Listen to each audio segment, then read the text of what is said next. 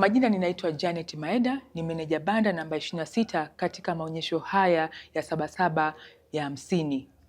Niko hapa nikiendelea kuwakaribisha wageni wetu wa ndani na nje ya nchi waendelee kumiminika katika banda hili, kuendelea kujionea mambo mbalimbali na kupewa elimu ya kile ambacho Shirika la Mawasiliano Tanzania inakifanya.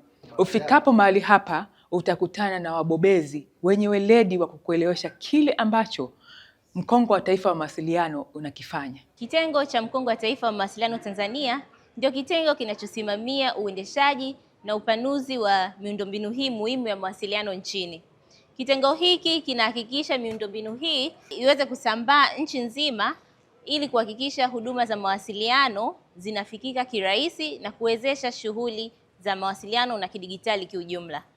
Kupitia miundombinu hii muhimu tumeweza kuunganisha mikoa yote na wilaya 124 kati ya 139, huku harakati zikiendelea kwa ajili ya kukamilisha wilaya 15 zilizosalia.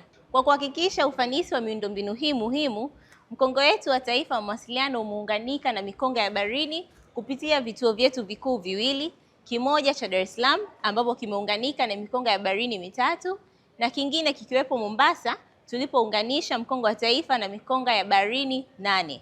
Hii inapelekea hali ya mawasiliano kuwa ya uhakika zaidi nchini. Hadi sasa tumefanikiwa kuwa na vituo vya huduma kwenye nchi 7 zinazotuzunguka ambazo ni Kenya, Uganda, Rwanda, Burundi, Zambia, Malawi na Mozambique, huku tukitarajia kukamilisha ujenzi wa mkongo wa taifa kufika nchi jirani Kongo kupitia kituo chetu kipya cha Kalemi.